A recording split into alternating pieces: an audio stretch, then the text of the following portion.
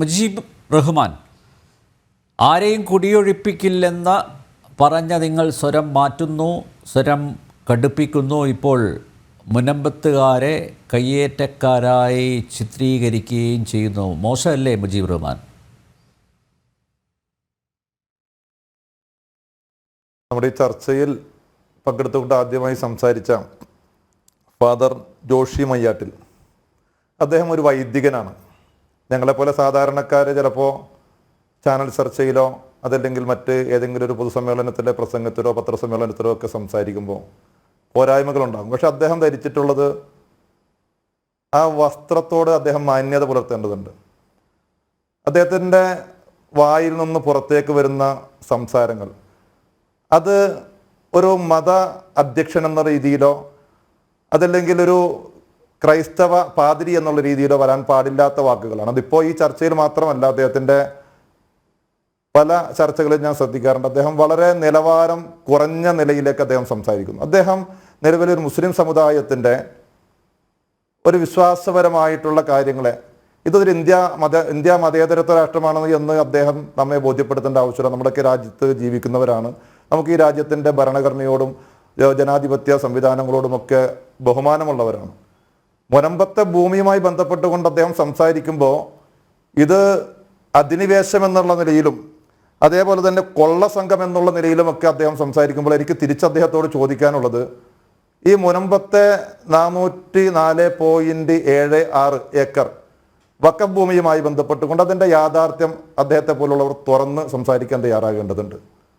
അവിടെ ഈ കഴിഞ്ഞ 1988 മുതൽ 1991 വരെയുള്ള 3 വർഷക്കാലം കൊണ്ടാണ് ഇപ്പോൾ അവിടെ വഞ്ചിക്കപ്പെട്ടവരെന്ന് പറയുന്ന, അതല്ലെങ്കിൽ ചതിക്കപ്പെട്ടവരെന്ന് പറയുന്ന, ഫാറൂഖ് കോളേജിനാൽ തെറ്റിദ്ധരിപ്പിക്കപ്പെട്ടവരെന്ന് പറയുന്ന ആ പ്രദേശവാസികൾ ഭൂമി വാങ്ങിച്ചു എന്ന് പറയുന്നത്. ഇതിൻ്റെ ആധാരം 1950 എഴുതി കൊടുക്കപ്പെട്ടിട്ടുള്ളത്.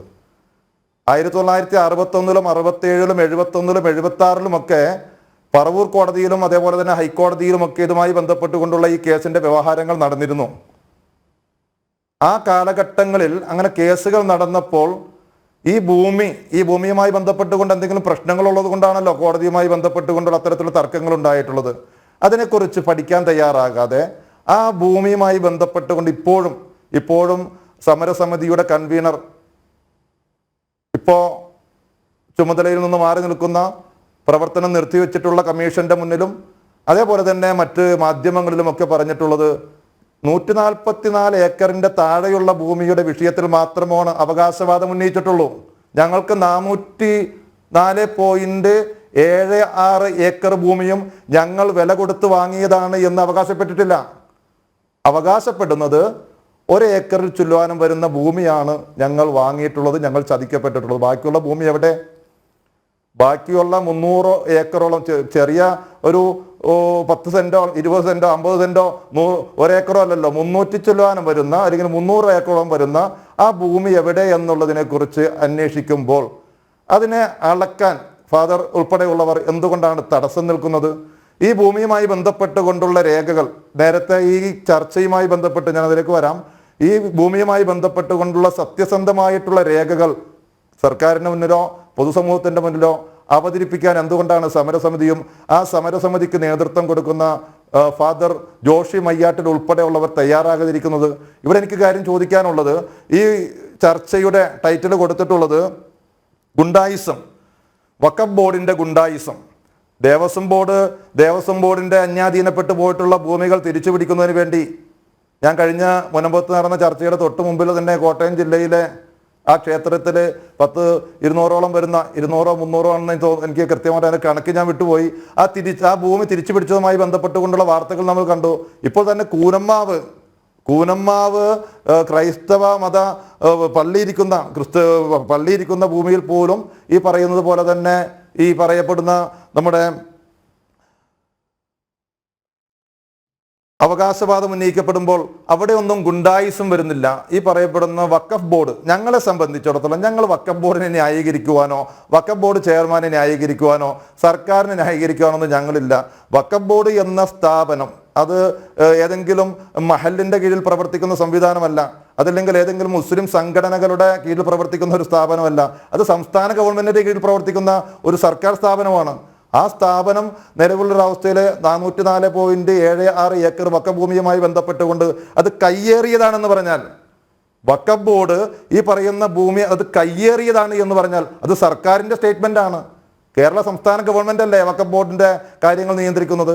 അപ്പോൾ ഒരു സർക്കാർ സംവിധാനം അത് പറഞ്ഞിട്ടുണ്ടെങ്കിൽ അതിൽ യാഥാർത്ഥ്യമില്ലാതിരിക്കില്ലല്ലോ. അങ്ങനെ യാഥാർത്ഥ്യമില്ല, ഇത് ഞങ്ങൾ വില കൊടുത്ത് വാങ്ങിച്ചതാണ് എങ്കിൽ ഈ പറയപ്പെടുന്ന 610 കുടുംബങ്ങൾ എന്നല്ലേ പറയുന്നത്. ഒരിക്കലും കളവ് സംസാരിക്കരുത്.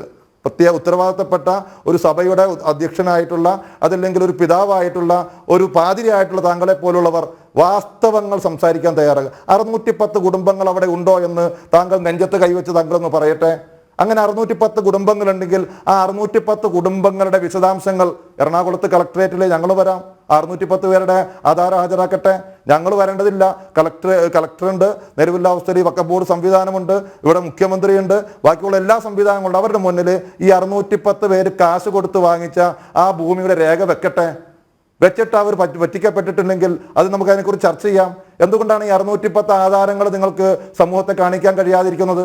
ഈ 260 ഏക്കർ അവിടെ കടലെടുത്ത് പോയി എന്ന്, 260 ഏക്കർ ഭൂമി കടലെടുത്ത് പോയി എന്ന് വാദമുന്നയിക്കുമ്പോൾ അത് അളന്ന് തിട്ടപ്പെടുത്തിക്കൊണ്ട് അത് ബോധ്യപ്പെടുത്തേണ്ട ബാധ്യത ഈ പറയപ്പെടുന്ന സമരസമിതിക്കില്ലേ? ഞങ്ങളെ സംബന്ധിച്ചിടത്തോളം ഈ വിഷയത്തിൽ ഞങ്ങൾ കക്ഷികളല്ല.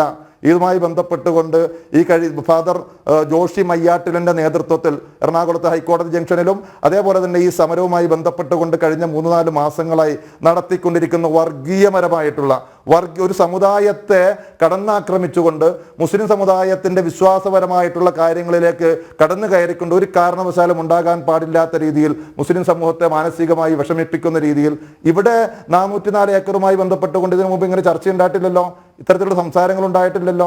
ഈ വിഷയവുമായി ബന്ധപ്പെട്ടുകൊണ്ട് കോടതികളിലല്ലേ കേസുണ്ടായിട്ടുള്ളത്.